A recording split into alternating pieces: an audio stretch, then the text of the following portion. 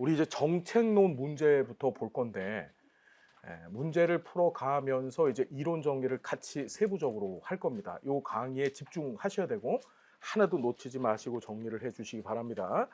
자, 정책론 3교시의 첫 번째 영역인데 자, 시험장에 가셔서 정책론 딱 피면은 그 안에 어떤 문제가 있을 거냐 하면 사회복지 정책의 원칙 기능 문제가 반드시 하나 나옵니다. 사회복지 정책 왜 하느냐 이겁니다. 국가가 시장 안에 개입해서 시행하는 정책이 사회복지 정책이죠. 자, 여기 보면 첫 번째 능력에 비례한 배분. 이거 시험에 계속 나왔어요. 단 한 해도 빼놓지 않고 이 지문이. 자, 이런 거죠. 우리 사회복지학을 이해하려면 반드시 사회복지학이 다루고 있는 역사 얘기를 다뤄봐야 된다는데 역사가 자 15세기부터 시작해서 요 18세기 이때를 중상주의 시대라 그랬죠. 자, 우리 요번 23회 시험에 처음으로 중상주의가 출제됐었어요. 제가 수업 시간에 이걸 나온다고 얘기를 했거든요. 근데 나왔어요, 실제로. 15세기에서 18세기 사이가 중상주의고 이 18세기부터 자 1945년에 2차 세계대전이 끝나게 됩니다. 자, 이때를 28세기부터 시작해서 2차 세계대전이 끝나는 이때까지를 우리는 자유방임주의 시대라고 하는 거예요. 이 자유방임은 달마로 자본주의 시대라고 얘기하는 겁니다. 자본주의. 그리고 자 45년 전쟁 끝나고 나서부터 1970년대 중반 이때를 사회 민주주의의 시대라고도 하고 복지 국가 융성기의 시대 또는 복지 국가 황금기의 시대라고 합니다. 그리고 자 70년대 중반 이후에 지금 현재 우리가 살고 있는 이 시대까지를 신자유주의 시대라고 해요. 자, 이렇게 네 단계를 반드시 이해하셔야 된다. 이게 사회복지 역사입니다. 여러분 중상주의라고 하는 거 이건 자 작년 시험에 어떻게 나왔냐면 중상주의는 15세기에서 18세기 사이를 대표하는 경제 사상이다 이렇게 나왔어요. 정책론에서. 자, 이건 경제 사상입니다. 우리가 인간이 살아가는데 필요한 두 가지 아주 중요한 특별한 제도가 있는데 그것이 경제와 정치죠. 그렇죠. 그래서 중상주의 시대 이 시대의 정치 체제가 있는데 이 시대의 정치 체제를 우리는 절대 왕권제라고 해요. 절대 왕권제. 요 15세기에서 18세기 사이는 절대 왕권제 시대의 중상주의 경제 체제를 갖고 있었던 시대야. 여러분 중상주의라고 하는 얘기가 뭐죠? 중상주의? 그렇죠. 예, 국가의 중심되어지는 경제 정책이 상업에 중심을 둔 거예요. 상업에. 여기서 상업이라고 하는 것은 국내에서의 거래 상업을 얘기하는 것이 아니고 그렇죠. 무역 얘기하는 겁니다. 무역. 자, 작년 시험에도 작년 기출문제를 여러분 풀어보시면서 아시겠지만 이 무역을 한다는 것은 이제 원재료를 자기네 나라에 갖고 와서 그걸 싸게 갖고 와야 되죠. 싸게 갖고 와서 자기네 나라에서 그걸 싸게 가공을 해야 될까요? 비싸게 가공을 해야 될까요? 싸게 가공을 해야 돼. 싸게. 근데 이때는 아직까지 산업혁명이 시작이 안 된 때예요. 산업혁명은 1776년에 시작이 됐어요. 이때 제임스 와트라고 하는 사람이 증기기관을 만들면서 이때 사람들이 기계로 본격적으로 물건을 만들기 시작한 거예요. 기계가 등장을 했어. 자, 그 전까지만 해도 사람들은 물건을 뭘로 만들었죠? 손으로 만들었어. 그걸 수공업이라 해요. 이 시대는 수공업의 시대였단 말이에요. 그러면 자, 해외에서 원자재를 싸게 갖고 와서 국내에서 그걸 어떻게 해야 돼요? 싸게 가공을 해야 돼. 싸게 수공업 손으로 물건 만드는 사람들이 싸게 만들어서 그걸 해외에다가 비싸게 팔아 먹으면 중간에 이윤이 생기겠죠. 그렇죠. 그걸 누가 혼자 갔지? 절대 왕권의 시대니까 왕이 거의 그 소유를 다 하는 거예요. 왕이 소유했던 그 시대를 바로 중상주의 절대 왕권의 시대라고 합니다. 재산의 소유권은 원칙적으로 왕한테 있었어요. 저 땅 내놔, 그럼 내 거예요.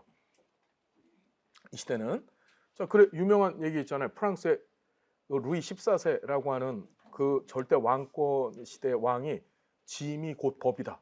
지가 법이래, 지가. 왕권 신수설 해갖고 왕의 권한은 신이 부여해 준 것이다. 자, 그런 것들의 시대였단 말이에요. 그러면 다시 이쪽으로 와서 이 시대는 노동력을 싼 노동력을 이용해야 됐거든요. 그 싼 노동력이 누구였을까? 아동? 그걸 건강한 거린이라 그래요. 뭐라고요? 바깥에서 막 구걸하고 이러는 사람인데 그런 사람들을 국가가 잡아다가 일을 시키는 거예요. 강제로. 무슨 말인지 알겠습니까? 이런 사람들은 조금만 먹여줘도 그 다음에 조금만 월급을 줘도 일을 할 사람들이기 때문에 그 건강한 거린들을 활용해서 어떻게 국가의 부를 증진시켰던 때가 바로 이 15세기에서 18세기까지예요. 그걸 중상주의라고 하더라.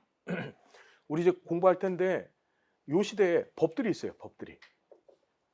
이 중상주의 시대에 만들어졌던 법이 자 1601년에 자 영국 얘기입니다. 영국 얘기. 엘리자베스 구빈법. 그렇죠. 엘리자베스 구빈법. 그 다음에 1662년에 자 연도 외우는 법 뒤에서 알려드릴 거예요.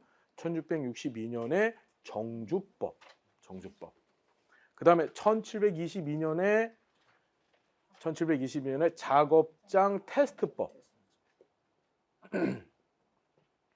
그 다음에 1782년에 길버트법.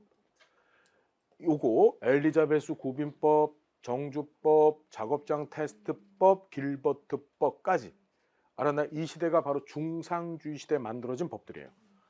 이제 공부하겠지만 이 법들의 내용들은 전부 뭐냐? 건강한 거린들. 건강한 거린이 노동 능력이 있는 빈민이에요. 이 빈민들을 어떻게 관리해서 얘네들로 하여금 국부를 창출하게 할 수 있을까? 얘들이 돈을 어떻게 수공업 해갖고 돈을 벌게 할 수 있을까에 정책의 초점이 모여졌던 때가 바로 요 시기예요. 이해됐나요? 자, 그리고 나서 이 1776년은 굉장히 중요한 해인데 이때 아주 유명한 사람 아담 스미스 들어보셨어요? 아담 스미스 들어보셨죠? 이 사람이 책을 하나 씁니다. 국부론.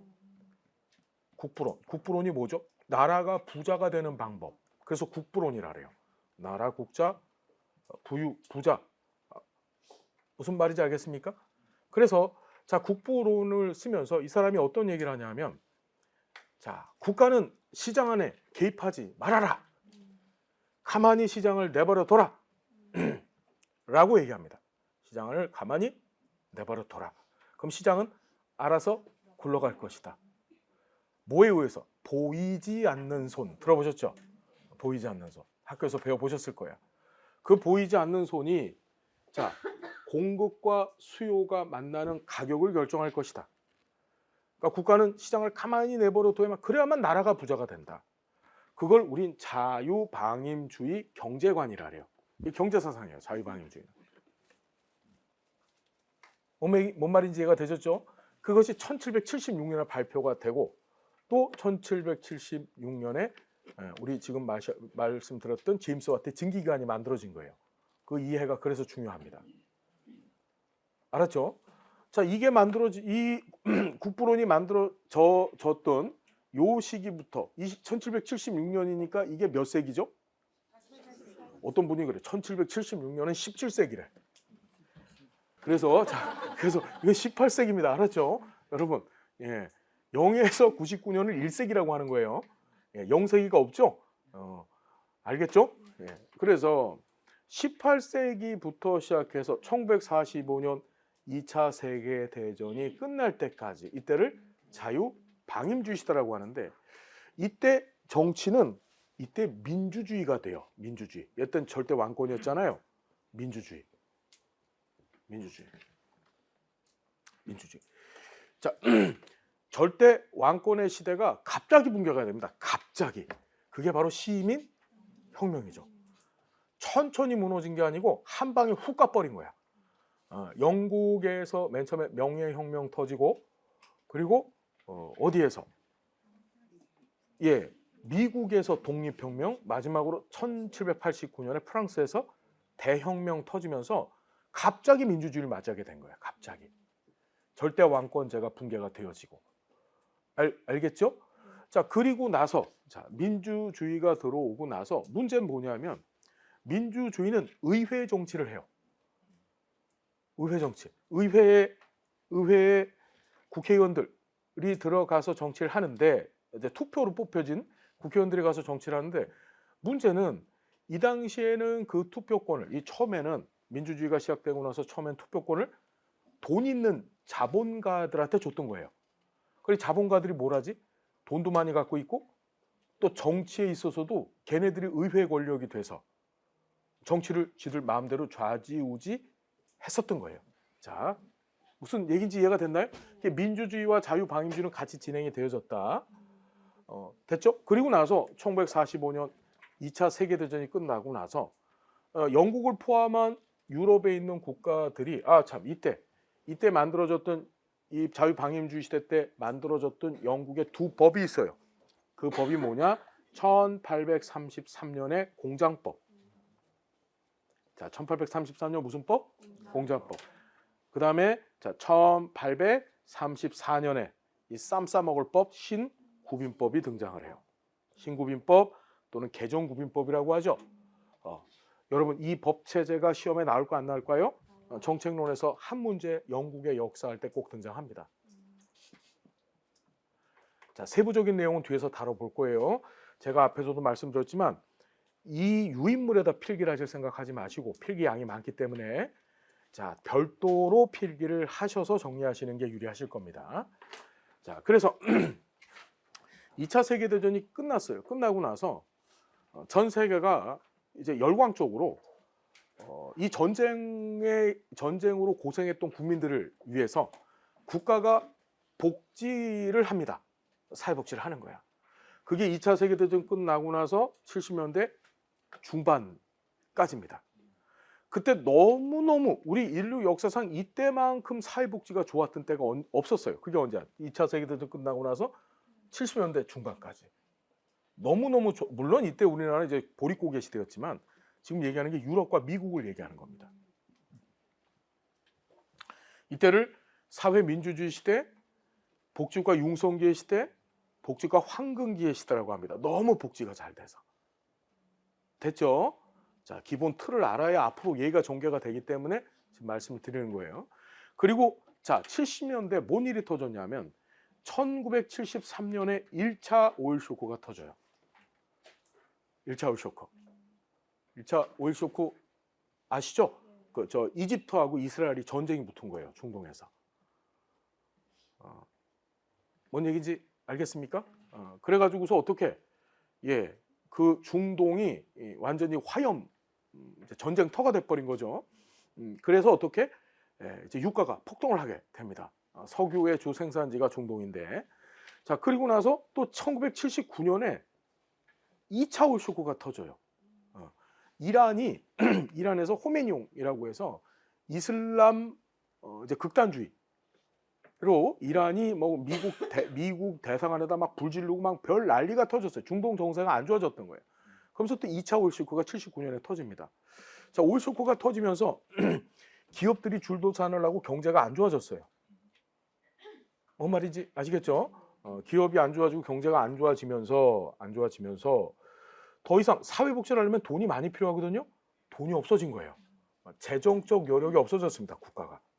그래서 어떻게 이때 이 70년대 중반부터 복지 국가의 위기에 들어서요. 뭐에? 복지국가의 위기. 그게 언제? 70년대 중반이에요. 복지국가 위기. 복지국가 위기. 뭔 말인지 알겠죠? 복지국가 위기는 오일 쇼크가 기원이 되어져요. 오일 쇼크로 인해서 경제적 기반이 무너지고 그에 따라 복지국가 더 이상 못 해먹겠다. 위기가 나타나고 그 위기로 인해서 복지국가를 아예 그만둘 수는 없잖아요. 그게 어떻게 하느냐? 복지국가의 재편이 일어나요. 재편. 이때를 뭐라고 얘기하냐면 요 시대 70년대 중반부터 이 신자유주의가 등장할 때까지 요 시대를 우린 복지국가의 위기와 재편기라고 해요. 다시 복지국가의 위기와 재편기. 위기와 함께 재편이 시작된 거예요. 이해됐나요? 그 재편을 담당했던 세력이 바로 경제적 신자유주의자들이에요. 신자유주의는 여기서 자유주의 한번 해봤잖아요.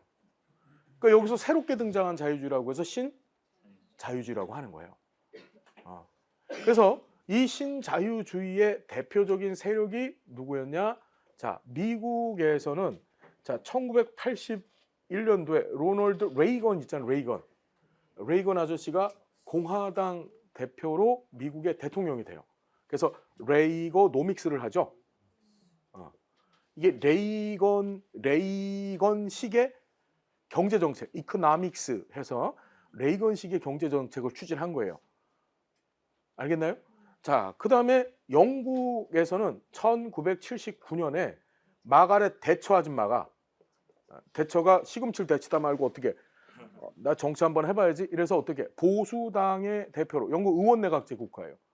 그러니까 보통 다수당의 대표가 수상이 돼요. 국회의원들끼리 수상을 뽑거든요. 근데 다수당 많이 집권하고 있는 정당에서 수상이 뽑히겠죠. 그렇죠. 그러니까 대처 아줌마가 어떻게 수상이 되어져서 그 유명한 대처리즘을 합니다. 이게 바로 신자유주의의 시작이에요. 알았나요? 자, 지금부터 이제 문제를 풀어볼 겁니다. 자, 보십시오. 사회복지 정책의 원칙과 기능에 관한 설명을 옳지 않은 것은 우리 인류가 본격적으로 사회복지 정책은 국가가 나서는 거예요. 뭐에? 시장의 문제를 해결하기 위해서 국가가 하는 행위를 정책이라 하래. 자, 중요한 것이 인류가 사회복지 정책을 본격적으로 시작한 건 이때부터예요. 2차 세계대전 끝나고 나서 복지국가 융성기 때부터 본격적 정책이 이루어져. 그 전에 바유방임주의 시대는 이건 시장의 시대였었어요. 무슨 시대? 여기서 얘기하는 시장은 자유로운 곳이에요. 자유로운 곳. 이 시장은 자유로운 거래가 이루어지는 장소를 시장이라 그래요. 이걸 가만히 내버려두면 무슨 일이 벌어질까? 시장을. 신이 인간을 만들 때 모든 사람을 같은 능력을 갖고 있는 존재로 만들었다면 문제가 없을 거야. 어떤 사람은 능력이 되게 많아.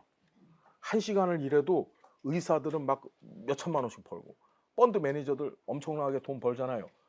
근데 능력이 없는 사람도 있어. 우리 사회복지사는 능력이 좋아. 그런데도 최저임금밖에 못 받아. 그게 화가 나. 무슨 말인지 알겠죠? 잘 보세요. 이 시대는 무슨 일이 벌어졌냐면 잘 보세요. 자유방임주의 시대는 능력에 따른 배분이 이루어졌던 시대예요. 다시 뭐에 따른? 능력에 따른 배분. 시장을 가만히 내버려 뒀더니 능력이 많은 놈은 수완이 좋으니까 돈을 많이 벌고 한정되어져 있는 자원을 많이 갖고 가요. 능력에 따른 배분. 또 능력이 적은 사람은 조금밖에 못 갖고 가서 그래서 어떻게 능력이 많은 사람은 자본가가 되고 자본가라는 게 이걸 이제 막스는 생산수단이라고 얘기하는데 토지를 갖고 이때는 토지가 다 왕거였거든요. 근데 이때부터 개인도 능력에 따라 땅을 갖고 갈 수 있게 된 거야. 본인이 땅도 갖고 건물도 갖고 그렇죠. 그걸 갖고 노동자들을 고용해서 일을 한 거예요. 노동자는 능력이 적은 사람들이었었어. 그러니 어떻게 자본가들한테 고용되어져서 일을 한 거죠. 무슨 얘기인지 여러분 이해가 됐나요? 자, 그래서 이 시대 바로 자유방임주의 시대 시장이 중심이 됐던 시대는 능력에 따른 배분이 이루어졌고 알겠나요? 이 능력에 따른 배분 똑같은 말이 1차적 분배라래요. 무슨 분배? 1차적 분배가 이루어졌던 시대예요. 1차적 분배가 뭐냐? 이걸 다른 말로 쌍방적 거래라래요. 이게 다 같은 말이야. 다시 쌍방적 거래. 쌍방적 거래라는 것은 시장은 쌍방적 거래를 해요. 뭐냐면 내가 이 물건을 갖고 싶다. 그럼 여기에 대한 대가를 줘야 내가 저 물건을 가질 수 있어요. 다시 머릿속에 기억하셔야 돼. 능력에 따른 배분. 쌍방적 거래. 알겠나요? 1차적 배분. 이건 어디서 일어나는 일이에요? 시장에서 벌어지는 일이야. 자유방임주의가 주장하는 자유로운 시장 안에서 벌어지는 일입니다. 알았나요? 근데 이걸 가만히 내버려뒀더니 뭔 일이 벌어지냐면 여기서 부자는 점점점 부자가 되고 능력이 많은 놈들은 이 배분할 때 많이 갖고 가고 없는 놈들은 지질이 가난해지고 목숨도 살 수 없는 그런 지경이 돼버린 거예요. 그걸 인류는 깨닫게 된 거야. 그래서 어떻게 이 시대로 넘어간 거예요. 이 시대에 와서 뭘 하게 되냐면 여러분 중요합니다.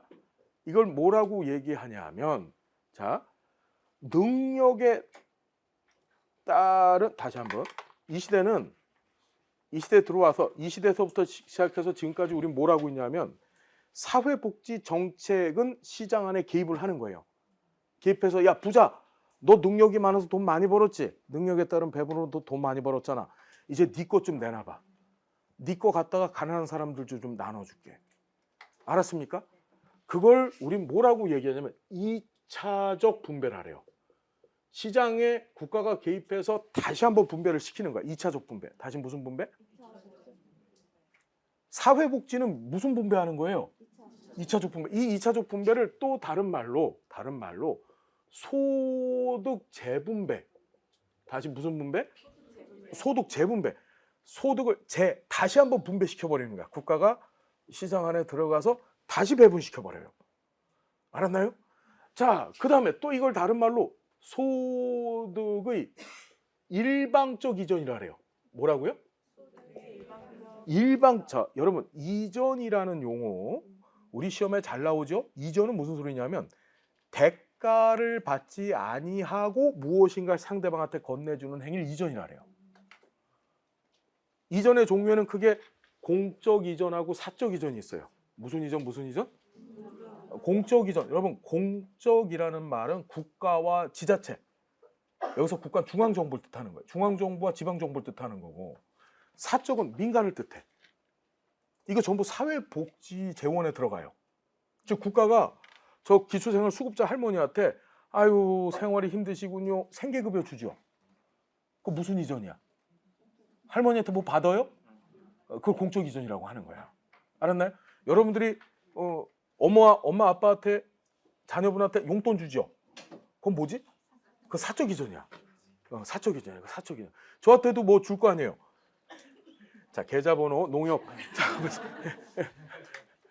농협. 자, 이런 게 사적 이전이에요. 여러분들이 기부금품 같은 거 내잖아. 그걸 뭐라고? 사적 이전이라 그래요. 여기 보세요. 소득의 일방적 이전은 무슨 소리냐면 이 사람한테 내가 받는 게 없음에도 불구하고 부자가 가난한 사람한테 그냥 주는 거야. 무슨 말인지 알겠죠? 또 이걸 뭐라고 얘기하냐면 얘는 욕구 또는 필요에 따른 배분이라 그래요. 다시 욕구, 필요에 따른 배분. 시작. 욕구. 자, 기초생활수급자 할머니는 능력은 없어요. 배는 고파요.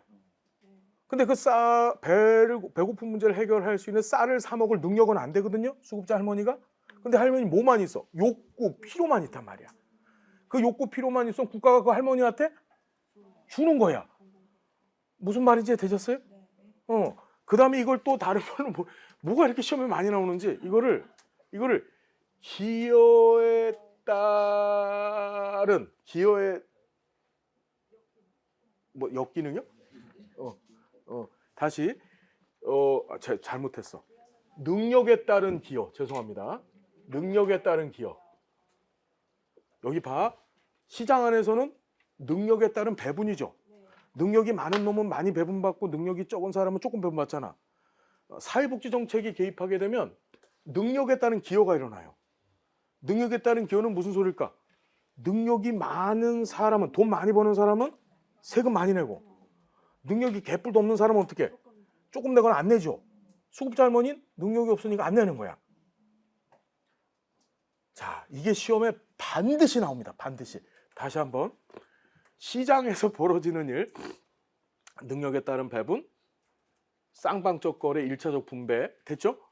근데 우리 사회복지 정책을 통해서 사회복지 정책이 시장 안에 들어가서 벌이는 일들은 2차적 분배, 다른 말로 소득 재분배, 소득의 일방적 이전, 욕구 필요에 따른 배분, 능력에 따른 기여. 이 말장난이 시험에 나와요. 이게 특히 능력에 따른 배분은 맨날 나와요. 자, 헷갈리면 안 돼. 다시 한번 말장난이야. 능력에 따른 배분하고 능력에 따른 기여는 틀려요. 능력에 따른 배분은 어디서 일어나? 시장에서. 능력에 따른 기여는 사회복지 정책은 능력에 따른 기여를 시키는 거예요. 자, 시험 문제 볼까? 원칙과 기능에 관한 설명으로 능력에 비례한 배분을 원칙으로 한다.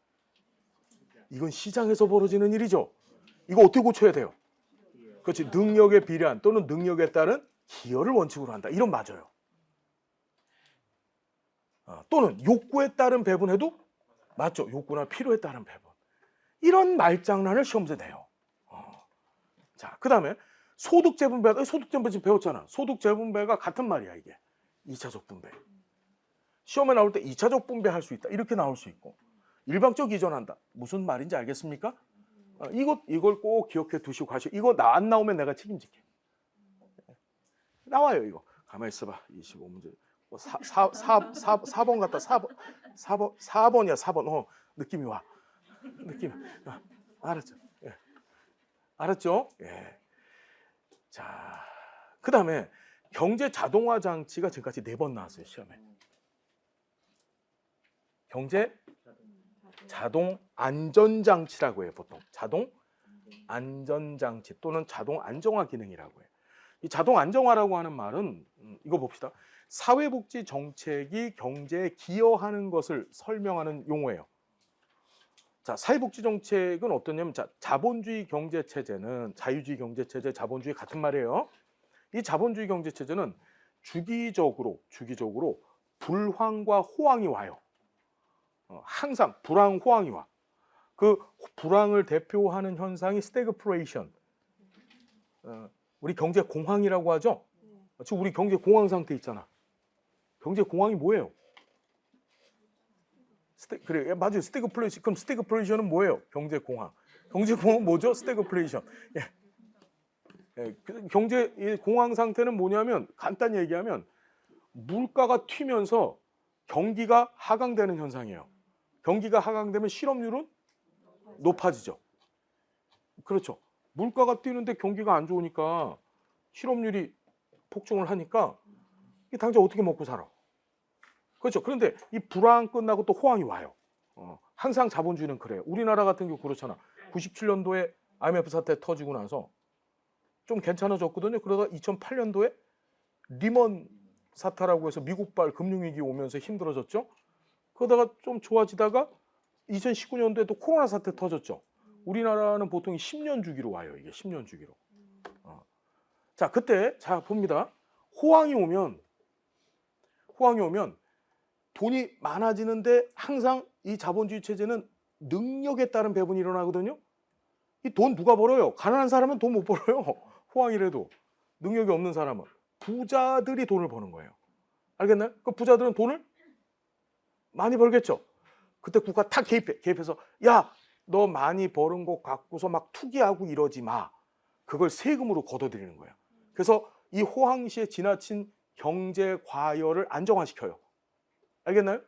또 불황이 오면은 이 불황기 때 제일 타격받는 것도 가난한 사람들이에요. 능력이 없으니까. 알겠나요?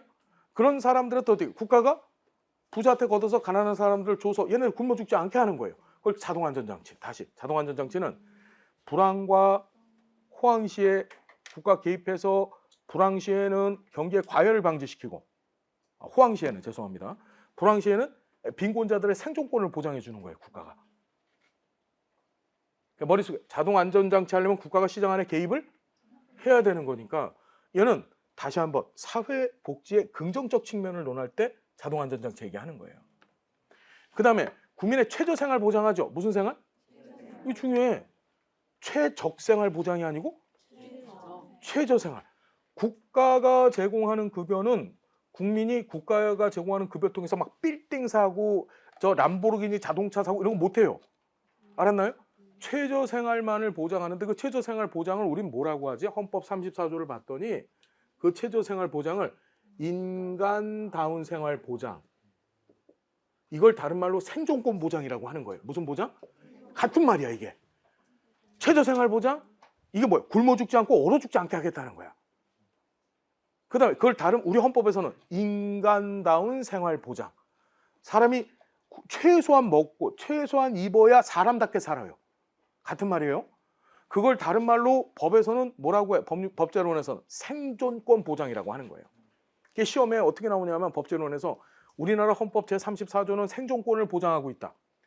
헌법 34조 안에 생존권 얘기가 없거든요. 근데 그 안에 인간다운 생활 보장이란 말이 생존권 보장이에요. 알았죠?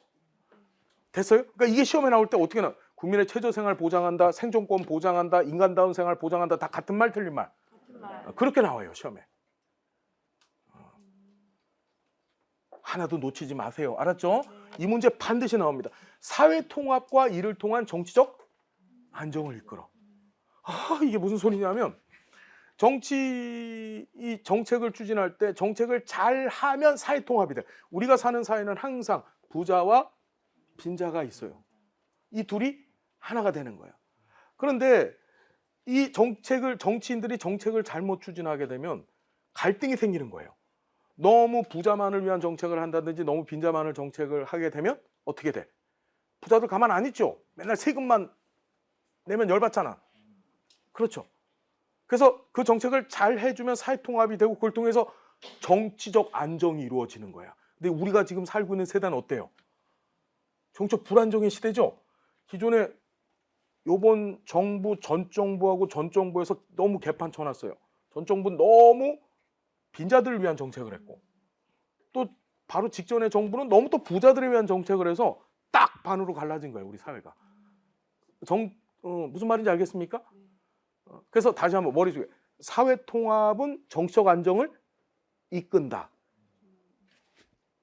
됐습니까? 네. 자, 요 문제 반드시 나온다. 안 나오면 내가 책임지겠다. 기능. 알았습니까? 안 나오면 저한테 따지세요. 왜 기능 문제 왜 안 나왔어요? 왜 비례적 능력에 이거 안 나와? 이거 따지세요. 알았죠? 예, 전화해 꺼놔야지. 자, 그다음 자, 두 번째 사회복지 정책 가치 문제도 반드시 나옵니다. 가치 문제 반드시 나온다. 자, 지워도 되죠?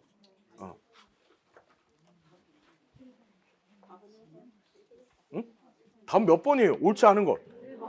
예, 우리가 이걸 생각해야 돼요 지금. 아니 이걸 생각하면 안 되지, 그죠? 예, 바로 1번 이렇게 나와야 되죠? 그래요. 할 수 있겠어요 이 정도? 예, 쉽죠? 예, 쉽다. 자, 자동 안전장치 뭔지 정리해 두시고, 자, 가치 얘기입니다. 가치.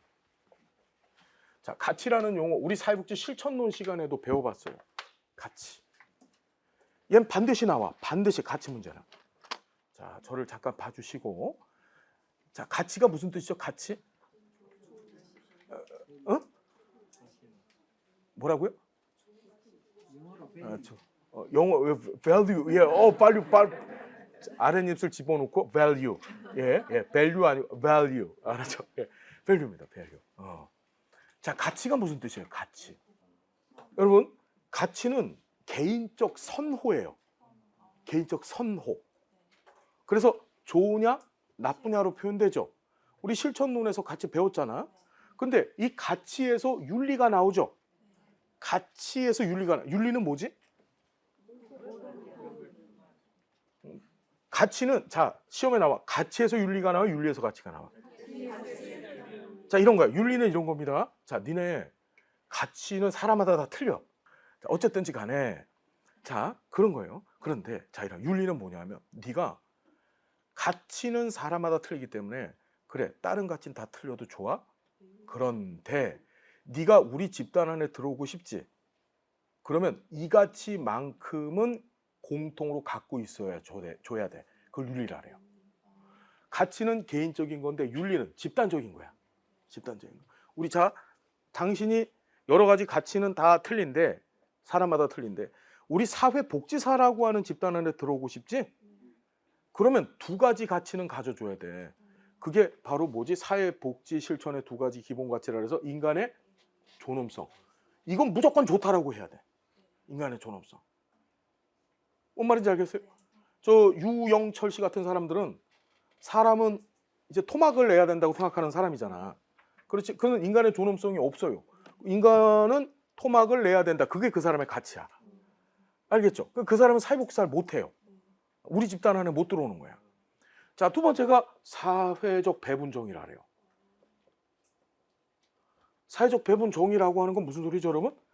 우리는 배분, 나누는 게 저스티스, 정의 좋다라고 생각해 우리는. 야, 너 자원봉사자, 네 시간을 나눠서 힘들고 어려운 사람들 도와줘. 그건 좋은 거야 우리는. 시장 안에서는 거래를 해야 되는데 우린 그냥 네 걸 나눠주는 게 우린 좋다고 생각해. 야, 네 후원금 좀 내고 너 세금 좀 내고 그건 좋은 거야. 무슨 말? 그 사회적 배분정이라 그래요. 이 두 가지 가치를 사회복지 이중가치 체계라고 합니다. 자, 이런 가치들 집단 안에서 반드시 집단 성원이 되기 위해서는 지켜야 될 가치를 윤리라고 하는 거예요. 그 윤리는 어떻게 하냐면 그 가치를 갖고 기준을 세워요. 기준을 세우고 기준대로 행하면 옳은 것이 되고 기준대로 행하지 않으면 그른 것이 돼버려. 얘는 옳고 그름으로 표현돼. 옳고 그름으로 윤리는요. 이해됐나요? 그래서 모든 집단들은 이 기준을 갖고 있어요. 사회복지사의 기준이 뭐야 이게? 우리 윤리강령이잖아요. 사회복지사 윤리강령. 윤리강령대로 행하면 좋은 것, 옳은 것이고 윤리강령대로 행하면 그른 것이 돼버리는 거예요. 가치윤리 정리되셨어요 여러분? 자, 가치는 사람마다 틀리다. 사회복지 정책은 자 보십시오. 사회복지 정책의 개념을 묻는 문제가 한 번 출제가 됐는데 사회복지 정책은 국가가 본인들이 갖고 있는 사회복지 관련된 가치를 국민들에게 실현하기 위한 수단이야, 수단. 가치는 다시 한번 정책은 수단이에요. 도구야. 정책이 본질이 아니에요. 우리가 뽑아놓은 대통령, 국회의원 이런 사람들이 본인들이 갖고 있는 사회복지 가치가 있잖아요. 가치를 우리 국민들한테 실현하기 위해서 사용하는 수단이 정책이고 이루고 싶은 건 뭐지? 본인들의 가치 실현이야. 본인들이 좋다고 여기는 걸 실현하고 싶은 거야. 그러니까 가치가 목적이고 정책은 수단이다. 그게 시험에 나왔어. 우리 기존의 윤석열 정부에서 사회복지 이런 정책을 폈어. 이런 정책을 시행한 거야. 뭐 노인 일자리 사업을 확 늘렸죠. 그 분의 가치는 뭐냐면 노인들도 일을 해야 돼. 그게 좋은 거예요. 그 가치를 실현하기 위해서 노인 일자리를 확 늘린 거야. 무슨 말인지 알겠습니까? 다시 한번. 가치 실현이 목적이고 정책은 수단이다. 그게 시험에 나왔다고요. 정책이 목적이 아니야. 자, 그래서 사회복지에서 다루는 가치는 4개가 있다. 4개. 4개가 꼭 나온다. 4개가. 사람마다 틀린 거예요. 가치는 4개인데 그 가치 첫 번째가 평등, 자유, 사회적 적절성. 요 놈이 요새 계속 나오죠. 사회적 적절성. 그 다음에 효율성. 다시 평등, 자유, 사회적 적절성, 효율성. 자, 사회복지 정책이 4가지 가치. 얘는 반드시 시험에 나온다. 자, 사회복지 정책 얘기를 해봐요. 자, 정책 잘 봅시다. 내가 대통령이야. 대통령이 정책하잖아. 대통령이 어머 불쌍한 국민이 있네. 불쌍한 국민이 있어. 가난하고 밥도 못 먹고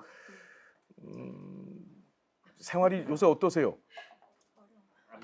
어려워요? 그렇구나. 그래 어려운 생활을 하는 국민이 있어. 그래서 대통령이 불쌍해. 이게 사회복지 정책일까? 아니야. 정책하려면 어떻게 되지? 고생한다고 얘기해 줘야 돼? 어떻게 해야 돼? 되게 중요해. 정책은 비물질적인 부분을 빼요. 불쌍하니까 얘한테 뭔가를 줘야 정책이 돼요. 그 뭔가 주는 걸 급여라고 하는 거예요. 뭔 말인지 알겠어요? 정책이 성립되려면 반드시 뭔가가 가야 돼요, 이 사람한테. 알겠습니까? 이해돼요? 얘가 불쌍해. 이건 정책이 아니에요. 불쌍하니까 뭔가를 줘야 정책이라고. 그때 자, 평등이라고 하는 것은 뭐냐면 그 주는 것이 있는데 주는 것이 세상에는 널려 있지 않아요. 그걸 자원이라고 합니다. 자원이라고 정책 용어로 사용하는데 자원이 세상에 무궁무진 안 무궁무진. 그게 문제인 거야. 한정돼 있어. 자, 평등은 그 자원을 어떻게 나눠주면 좋을까? 그게 평등 가치예요. 자원을 어떻게 나눠주면 좋지? 그게 평등이다. 자, 보면 평등은 자, 3가지가 있어요. 옵션이 3가지야. 자, 보면 결과의 평등이라고도 하고 요게 시험에 나올 때 수량적 평등, 산술적 평등이라고 돼요. 자, 평등 종류, 결과의 평등을 다른 말로 수량적 평등, 산술 평등. 됐습니까? 자, 두 번째가 비례적 평등. 얘를 공평 또는 형평이라고 합니다. 시험에 비례적 평등은 공평이다. 이렇게 나와요. 알았죠? 마지막이 기회 평등이다. 자, 보십시오. 우리 결과의 평등이라고 하는 건, 자, 자원은 획득하는데, 자원이 이렇게 있잖아? 그럼 자원을 획득하는데 필요한 과정이 있고, 과정을 거쳐서 결과물로서 자원이 존재하는 거야. 예를 들자면, 우리 여기 한 5명이 있는데, 이 5명이, 야, 우리 배고프다. 이 배고픈 욕구를 충족시키기 위해서 자원이 필요해. 자, 피자를 한 판 시켜 먹기로 한 거야. 피자 시켜 먹자. 그래서 피자. 자, 그럼 어떻게 하느냐? 자, 피자를 시켜 먹을 때 피자 값을 알아봤더니 10,000원이래요. 10,000원. 자, 그 결과물로서의 피자를 먹기 위해서, 자, 우린 지금부터 과정을 거쳐야 됩니다. 돈을 걷어야 돼. 알았나요? 자, 10,000원짜리 피자 먹으려고 합니다. 얼마 내시겠습니까? 2,000원. 예. 2,000원. 자, 예, 얼마 내시겠습니까? 5분의 2,000원. 2,000원. 예, 예. 얼마 내시? 어? 안 내겠대. 예.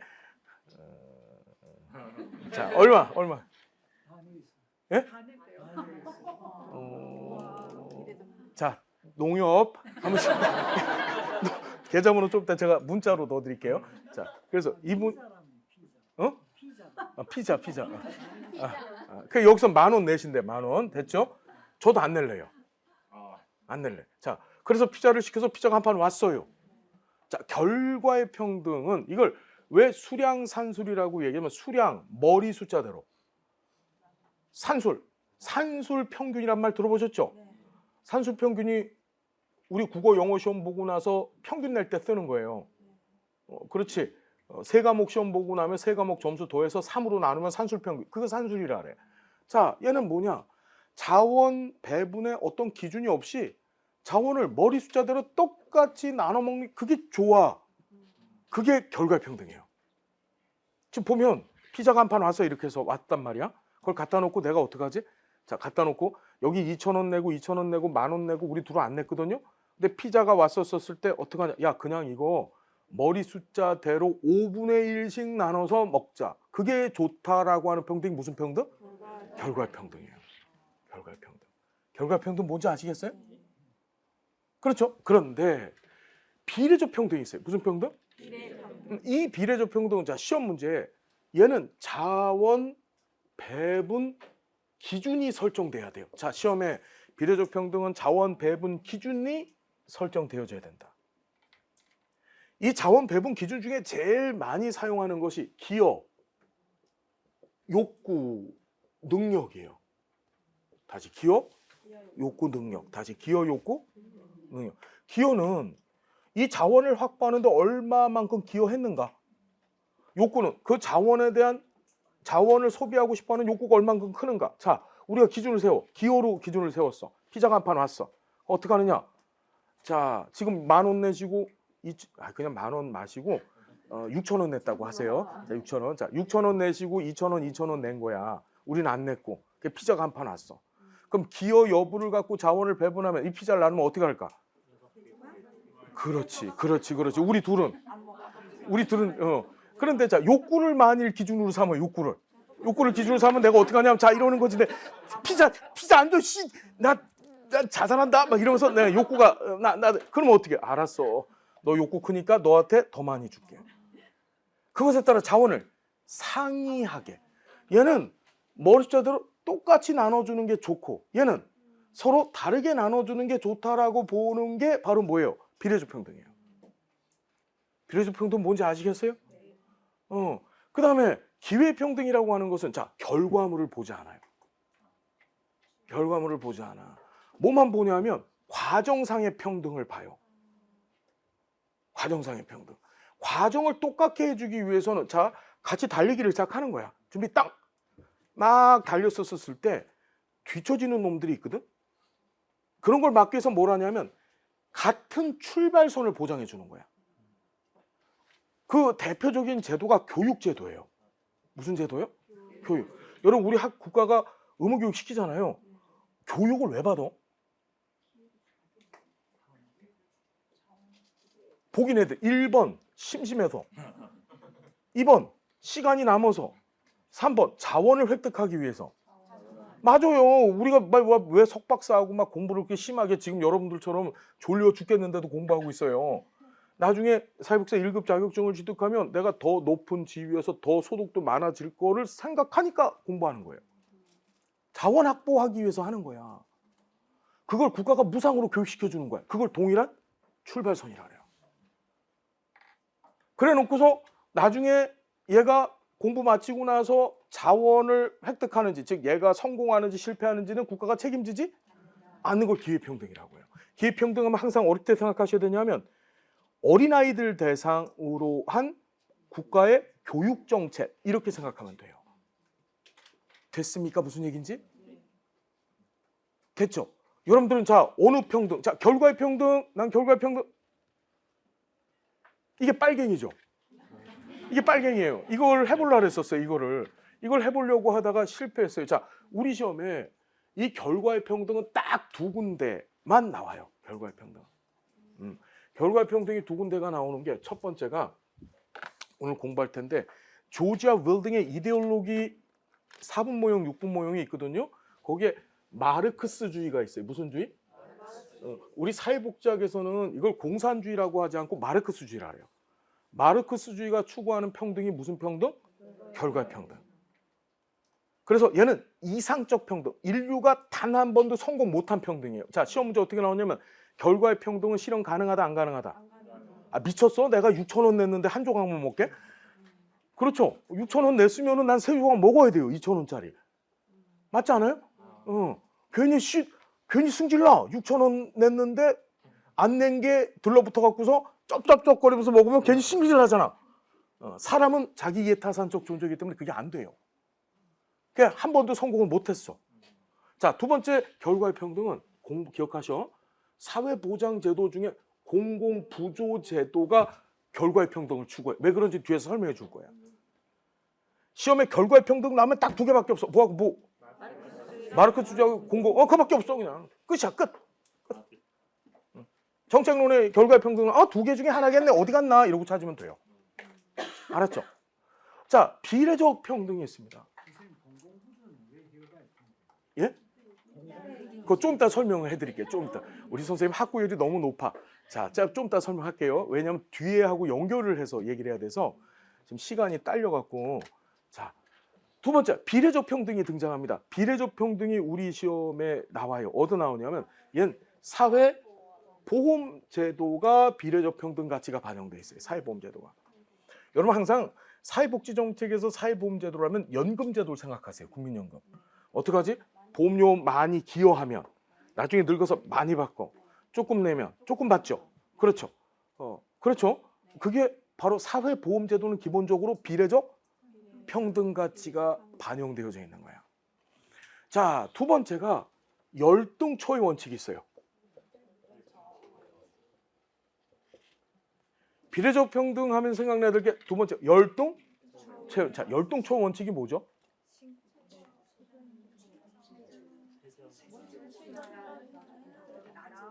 예, 뭐가 웅성웅성 거리긴 해요. 예, 웅성웅성 이렇게. 예, 다시 뭐라고요? 최저 수준보다는 못 미치는 수준도. 자, 여러분 잘 보세요. 열등초의 원칙은 공공부조제도의 원리 중에 하나예요. 무슨 원리라고요? 자, 우리 열등초 원칙 한 번만 정리해 봅시다. 이 열등초의 원칙은 시험에 얘도 잘 나오죠. 첫 번째가 뭐냐면 1800 아이 쌈 싸먹을 법. 이팔 쌈 싸먹을 법. 이제 공부할 건데 이게 신구빈법이에요. 이게 영국 역사상 가장 최악의 법이라 그래요. 가장 나쁜 법이에요. 그래서 쌈 싸먹을 법이에요. 연도 기억합시다. 1800 아이 쌈 싸먹을 법. 쌈 싸먹을 법. 뭐 이거 한번 읽어봐 주세요. 다시. 아니 그거 말고 이거. 아니 이거 그냥 똑바로. 그렇죠. 다시 한번 해주실래요? 그렇죠. 우리 선생님 성격 알 것 같아요. 예. 쌈 싸먹을 법. 알았죠? 가장 나쁜 법. 왜 그런지는 뒤에서 공부할 건데 신구빈법 아시겠죠? 신구빈법에서는 이 구빈제도 운영의 세 가지 원칙을 제시했어요. 같이 기억합시다. 그 첫 번째가 열동초의 원칙이에요. 자, 시험에 열동초의 원칙을 최초로 명시한 법은 신구빈법이에요. 자, 두 번째가 균일초 원칙이에요. 균일 또는 균등초 원칙. 세 번째가 작업장제 원칙. 그렇죠. 작업장제 원칙을 원내구제 원칙이라 해요. 국가가 작업장을 만들어 놓고 그 안에 들어온 사람들만 국가가 책임지겠다는 거야. 너 바깥에서 작업장 안 들어오고 구걸하고 다니지? 그럼 네가 얼어 죽고 안 얼어 죽고 굶어 죽고 이건 국가 책임 안 지겠다는 거야. 그걸 작업장제 원칙, 다른 말로 원내, 원이 작업장이에요. 원내에 구제, 원내에 들어온 사람만 구제하겠다는 게 원내구제 원칙이라고 하는 거예요. 다시 한번, 이건 잘 나오죠? 신구빈법의 3대 원칙이 뭐라고요? 열동초의 원칙? 그렇죠. 그때 자, 열동초의 원칙이 등장하는데 이 열동초의 원칙은 무슨 소리냐면 열등하게 대우하라는 뜻이야. 무슨 소리냐면 일을 하는 사람이 있을 거 아니에요. 노동 능력을 갖고 일을 하는 사람이 노동시장에서 받는 최저의 임금보다 국가가 제공하는 무상의 급여 수준이 더 어떻게? 열등, 낮아야 된다는 거예요. 무슨 말인지 알겠어요? 일을 하는 사람이 받는 최저의 임금 수준보다 국가가 무상으로 먹고 살게 해주는 그 급여 수준이 더 낮아야 돼. 그걸 열동초 원칙이라 해요. 이해되셨습니까? 자, 열동초 원칙은 우리 시험에 세 군데서 딱 나와요. 뭐가 나왔냐? 첫 번째, 신구빈법에서 처음 명시했다. 두 번째, 비례적 평등 가치가 반영되어졌다. 왜 비례적 평등 가치일까? 일을 안 했으니까, 기여를 안 했잖아. 그러니까 뭐 하는 거야? 받는 것도 낮아야 된다는 거야. 열동초 원칙은 무슨 가치가 반영됐다고요? 비례적 평등 가치가. 자, 세 번째가 열동초의 원칙은 공공부조제도의 원리예요. 자, 열동초의 원칙은 세 군데서 시험 문제가 나옵니다.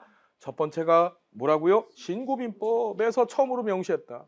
두 번째가 비례적 평등 가치가 반영되어졌다. 세 번째가 공공부조제도의 기본 원리다. 공공부조제도에서 우리가 급여 수준을 국가가 정하죠. 급여 수준을 정한단 말이야. 최저생계비 준단 말이야. 그 수준이 뭐보다 낮아 항상. 최저임금보다 낮아요. 무슨 말인지 알겠습니까? 자, 그래서 다시 쭉 보시면 비례적 평등 가치 하면 생각나는 게 사회보험제도 열동초 원칙.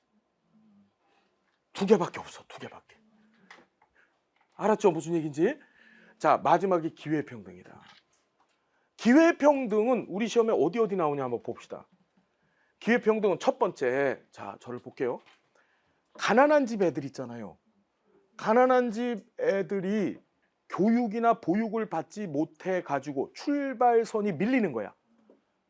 그걸 막기 위한 대표적인 정책이 교육, 보육 정책인데 우리나라의 대표적인 정책이 뭐가냐면 2008년에 시작된 드림 스타트. 뭔 스타트? 2008년도에 드림 스타트. 이 드림 스타트가 빈곤 아동 대상 통합 사례 관리 프로그램이에요. 뭐라고? 빈곤 아동 대상 통합 사례 관리인데 이게 무슨 평등 가치가 반영됐다고? 기회평등. 그다음에 자, 기회평등. 자, 두 번째가 뭐냐면 우리 조지 윌딩 조금 이따 공부할 건데 조지 윌딩의 이데올로기 모형 중에서 페이비안 사회주의가 있어요. 좀 이따 공부합니다. 이 페이비안 사회주의의 주요 가치 중에 기회평등이 있어요. 자, 세 번째, 우리 제3의 길 배우셨죠? 제3의 길에서 사회투자국가 모형 배웠죠? 사회투자국가 배우셨죠? 이 사회투자국가 모형이 추구하는 게 무슨 평등? 기회의 평등이에요. 이해됐나요? 이게 다야. 기회평등은. 세 개. 알았습니까? 자, 시험 문제 풀어봅시다. 소극적 자유는 자신이 원하는 자유 얘기가 나왔다. 자유 얘기도 같이 해야 돼. 자, 평등은 끝났죠? 평등 끝났어. 이제 두 번째 가치가 자유입니다. 자유. 요거 지워도 되죠? 이거 지울게요. 자유는 뭘까? 자유. 자, 여러분, 자유는 내가 하고 싶은 거 마음대로 하는 거잖아. 자, 평등 종류 3가지 기억해 두시고, 자유는 내가 하고 싶은 거 마음대로 하는 게 자유입니다. 그런데 우리가 살고 있는 이 자본주의 체제 안에서 내가 하고 싶은 거 마음대로 하려면 뭐가 필요하죠?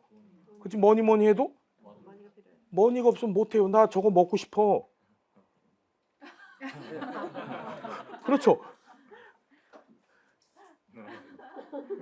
예, 예. 여기 앉으신 업보예요, 업보. 알았죠? 지금 너무 좋아해. 맨날 저기만 했거든, 내가. 무슨 얘기인지 되셨어요? 자, 봐봐. 그게 필요한데, 그걸 넉넉히 갖고 있는 사람도 있어요. 그걸 우린 부자라 그래. 사회복지 정책에서 부자라 그래요. 반면에 그게 없는 사람은 빈자라고 하는 거예요. 자, 이 자유를 주장했던 학자는 이름도 시험에 나왔어요. 이름이 벌린이야. 뭘 벌렸는지 모르겠는데 벌린이야. 이름 뭐라고요? 벌린 기억합시다. 이 벌린은 자유의 종류를 2가지로 제시했어요. 그래서 적극적 자유, 소극적 자유. 여러분, 정책론에서 적극적이란 말이 나오잖아요. 이건 무슨 소리냐면 국가가 시장 안에 화끈하게 개입해서 국가가 열심히 하라 이런 뜻이야. 정책론에서 소극적이라는 말이 나오면 이거는 국가가 가만 내버려둬라 시장을. 이해되셨어요? 자, 이 적극적 자유를 이 벌리는 빈자의 자유라 그랬어요. 무슨 자유? 가난한 사람들의 자유야. 이걸 다른 말로 또 뭐라고 하냐면 이룰 수 있는, 성취할 수 있는 자유라 그랬어. Achievable Live Freedom이라고 해서 이룰 수 있는 자유, 다른 말로 성취할 수 있는 자유. 뭔 얘기인지 알겠습니까? 무슨 소리냐 하면 이런 거야. 나 배가 고파. 근데 나는 주머니에 돈이 없어. 저걸 사 먹을 수가 없어. 난 저걸 사 먹고 싶어. 그런데 국가가 어떻게 해? 너 배고프구나. 알았어. 너한테 저걸 줄게. 국가가 나서서 내가 원하는 걸 성취하게 해주지요. 그 성취 당하는 사람이 빈자예요. 가난한 사람들. 그래서 벌리는 이걸 빈자의 자유, 이룰 수 있는 자유라고 표현한 거예요. 국가가 적극적으로 나서야만 돼. 부자한테 세금 걷어갖고 가난한 사람을 줘야 이게 가능해지는 거예요. 반면에 소극적 자유라는 건 이걸 벌리는 부자의 자유라고 했어요. 무슨 자유? 부자의 자유. 부자의 자유라고 하는 것은 이 안에는 돈 많아요. 국가가 나 좀 가만 내버려뒀으면 좋겠어. 내 마음대로 땅에다 집도 짓고 내 마음대로 막 투자도 하고 투기도 하고 보이스피싱도 하고 이래서 돈 벌고 싶은데 국가가 자꾸 간섭을 해요. 그래서 얘는 뭐냐? 간섭받지 않을 자유. 뭐라고요? 이건 부자의 자유. 부자들은 국가가 나서서 우리한테 간섭 안 해줬으면 좋겠는 거야. 가만 내버려뒀으면 좋겠는 거야. 이해되셨어요? 무슨 얘기인지? 자, 우리 시험에 뭐가 자꾸 등장하냐면 평등과 자유의 관계를 묻는 문제가 잘 나와요. 우리가 대통령을 뽑았는데 이 사람이 자꾸 결과의 평등 쪽으로 정책을 추진하는 거야. 그럼 어떤 일이 벌어질까? 자유에서는 부자의 자유인 소극적 자유가 침해돼. 왜 그럴까? 결과의 평등을 추구하려면 자꾸 부자 걸 뺏어갖고 가난한 사람한테 똑같이 나눠줘야 될 거 아니야. 알겠나요? 그 짓거리를 하게 되면 어떻게 될까? 부자들은 자기 쓰던 돈 갖고서 마음대로 자신들의 자유를 누리는 건데 그걸 자꾸 뺏기는 거야. 그래서 시험 문제 어떻게 나오냐면 어떻게? 결과의 평등을 추구하면 무슨 자유가? 부자의 자유인 소극적 자유가 침해된다. 이렇게 시험 문제 나오는 거예요. 자, 시험 문제. 소극적 자유는 자신이 원하는 것을 할 수 있는 자유다. 원하는 걸 하려는데 주머니 안에 아무것도 없어요. 원하는 것을 할 수 있는 거, 성취할 수 있는 거. 이건 무슨 자유지? 이건 적극적 자유죠. 소극적 자유는 뭐야? 간섭받지 않을 자유라 그래서 간섭받지 않을 자유. 알겠어요? 모르겠어요? 예? 이해되셨어요? 됐죠? 자, 그 다음에 평등을 추구하는 사회복 정책은 선택의 자유를 제한한다는 비판이 있다. 국가가 자꾸 평등을 추구하면 평등은 자원을 나눠준다는 얘기죠. 그러면 선택은 줄어들겠지. 자, 형평성은 신빈민법 몇 년도 제정? 이런 쌈 싸먹을 법이라 그랬잖아요. 그죠? 여기에 월등초 원칙에 적용됐다. 보이세요? 비례적 평등, 형평, 공평 같은 말. 비례적 평등, 형평, 공평 같은 말. 알았습니까? 머릿속에 비례적 평등하면 두 개밖에 없어요. 사회보험제도하고 열등처 원칙. 자, 그 다음에 적절성 가치가 있어요. 여러분, 이 적절성이 시험에 잘 나온다. 이런 적절성. 자, 다시 적절성. 이 적절성을 우리가 시험에서 세 군데서 보거든요. 1942년 베버리지 보고서에서 급여 적절성을 얘기했고, 그 다음에 사회복지 서비스 전달체계 구축의 원칙 가운데 적절성 원칙이 있어요. 그 다음에 사회복지 정책 가치 중에 사회적 적절성이라는 얘기가 있습니다. 저 잠깐 볼까요? 요거 잠깐만 볼게요. 이 적절이라는 말은 무슨 소리냐면 적절은 너무 많지도 않고 너무 적지도 않아. 이 적절성을 다른 말로 충분성이라 그래요. 무슨 성? 충분성. 자, 그 앞에 사회적자가 붙었어. 자, 무슨 소리냐면 지금 뭔 얘기인지 아시겠죠? 국가가 제공하는 급여의 양과 질은, 다시 급여의 양과 질은 사회적 적절성 가치가 반영되어져서 제공돼야 돼요. 너무 많지도 않고 너무 부족하지도 않고. 이 적절성의 종류는 두 가지가 있는데 개인적 적절성이 있고 사회적 적절성이 있어요. 개인적 적절성, 사회적 적절성. 개인적 적절성은 뭘까? 내가 지금 배가 고파. 밥 몇 공기 먹어야지 충분하겠어? 한 공기 반. 여기 선생님은요? 한 공기? 선생님은? 3분의 2 공기. 그렇죠. 가만 있어봐. 우리 저 복지사 선생님 몇 공기? 2공기. 이게 사회적, 이게 개인적 적절성이야. 사람마다 욕구를 충족시키는데 필요한 자원의 양과 종류가 틀리죠. 그걸 개인적 적절성이라 그러는데 국가가 개인적 적절성을 다 정책을, 사회복지 정책을 통해서 맞춰줄 수 있을까? 야, 그렇게 되면 어떤 일이 벌어질까? 나는 기본적으로 한 달에 한 10억씩은 달라고 할 거야. 그래야만 나의 적절이 이루어져. 무슨 말인지 이해돼요? 그래서 어떡하냐? 자, 시험에 나와. 국가가 다분히 객관적 합의를 해. 뭘 한다고요? 객관적 합의라는 건 객관적 통계 자료 등을 갖다 놓고서 야, 요만큼 주면 얘네들이 굶어 죽지도 않고 얼어 죽지도 않을 거야 라고 합의를 딱 쳐버립니다. 이해됐나요? 네. 그 객관적 합의를 통해 정한 제공되어지는 급여의 양과 질의 수준을 우리가 뭐라고 하는가? 사회적 적절성 가치가 반영됐다고 하는 거예요. 이게 반영된 대표적인 제도가 최저임금. 그 다음에 우리 최저 보장 수준이라고 하죠.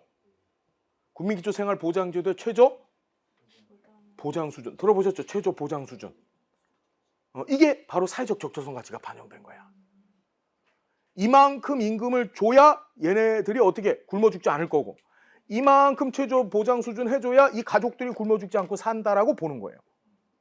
그래서 얘는 자, 이 사회적 적절성은 항상 추구하는 게 국가가 제공하는 급여는 사회적 적절성 가치가 반영되어져 있는데 얘는 어디까지만 채워주느냐? 생존권 지지 가치라고 해요. 얘를. 생존권 지지는 최저한이라고 배우셨죠? 네. 굶어 죽지 않게만. 국가가 제공하는 급여를 통해 갖고 뭐 빌딩을 산다, 뭐 저 루이비통 가방을 산다, 이게 가능 불가능? 불가능한 거예요. 생존권 지지 가치만 주는 거예요. 자, 작년 시험에 어떻게 나왔냐면 국가가 기초 연금의 급여 수준을 높였다. 그럼 적절성 수준이 높아지는 거지. 그건 개인적 적절성도 끌어올리는 거고 사회적 적절성 수준도 끌어올리는 거예요. 그렇게 나왔어, 시험 문제. 그렇게 시험 문제 나왔어요. 할 수 있겠죠? 자, 볼까요? 사회적 적절성은 일정한 수준의 신체적, 정신적 복리를 제공하는 것을 의미한다. 그 일정한 수준을 적절성의 종류는 두 개라 그래서 개인이 정할 수도 있지만 사회 구성원들이 합의해서 정할 수도 있죠. 개인 입장에서는 일정한 수준의 신체적, 정신적 복리면 나는 한 달에 한 10억 정도는 있어야 살아. 그게 개인적 적절성이야. 근데 그 국가가 제공하는 적절성은 무슨 적절성으로 줘요? 이 사회적 적절성 생존권 지지까지만 주는 거야. 이해됐습니까? 무슨 얘기인지? 자, 기회평등의 예로 사회적으로 취약한 아동을 위한 적극적 교육 지원을 들 수 있다. 맞죠? 교육, 가난한 애들 대상, 그게 기회평등. 기회평등하면 이게 다야. 여기 나와 있는 거. Dream Start. Dream Start. 그 다음에 우리 지금 5분 전에 했거든요. 예. 사회투자국가 모형, 폐기한 사회주의. 됐죠? 자, 여러분 정리들 되셨어요? 네. 우리 첫 시간이라서 조금 시간을 많이 들여서 했는데 한 문제만, 같이 문제니까 같이 봅시다. 예. 이 기회평등 지났는데 아까 전에 선생님 교육관계 기회평등 한다 했습니까? 예, 맞습니다. 그런데 현실적으로 보면 부자들은 과외도 시키고 이런 아니, 국가의 무상교육 얘기하는 겁니다. 무상교육. 무상교육. 그렇죠. 예. 무상교육이 공평한 출발선, 부자나 가난한 자나 전부 국가가 무상으로 초, 중, 고 시켜주잖아요. 예, 그걸 얘기하는 겁니다. 자, 사회적 가치 문제 또 하나만 볼까요? 비례적 평등, 개인의 능력, 업적, 공헌에 따라 사회적 자원을 다르게 배분하는 거 맞아요, 틀려요? 이걸 자원 배분의 기준이라 그랬죠. 알았나요? 근데 개인의 능력, 업적, 공헌 이런 거 상관없이 사회적 자원을 똑같이 나눠주자. 그건 무슨 평등? 자, 여기 손 한번. 난 결과의 평등이 좋다. 난 비례적 평등이 좋다. 난 기회평등주의자다. 그렇죠. 기회평등. 예. 자, 그 다음에 적적 자유는 타인의 간섭 혹은 의지로부터의 자유를 말한다. 간섭받지 않을 자유는 무슨 자유예요? 그렇죠. 결과의 평등을 달성하기 위해서 부자들의 소득을 재분배하더라도 소극적 자유를 침해하지 않는다. 결과의 평등, 수량적 평등을 달성하기 위해서 부자들한테 재분배를 항상 국가가 나서는 거라 그랬죠. 그거 하면 부자들의 자유인 소극적 자유는 침해당하죠. 이렇게 나오는 거야, 시험 문제가. 알았죠? 결과가 평등하다면 과정의 불평등은 상관없다는 것이 기회의 평등이다. 맞아, 이건 거꾸로 됐어. 과정을 균등하게 해주면 결과는 불평등해도 괜찮다. 그게 기회평등이죠. 동일한 출판선 보장해주고 나중에 무상교육 국가가 시켜준 다음에 네가 부자가 되든 거지가 되든 그건 신경 쓰지 않겠다는 게 기회평등이에요. 알았습니까? 알았죠? 자, 기회평등은 적극적인 평등이다. 적극적은 무슨 뜻이라? 국가가 열심히 나서야 된다 그랬죠? 평등 중에서 위쪽으로 갈수록 적극적, 아래쪽으로 갈수록 소극적이라는 거야. 알았습니까? 이해 확실히 되셨어요? 자, 딱 40분까지만 쉬고서 롤스부터 진행하겠습니다. 고맙습니다.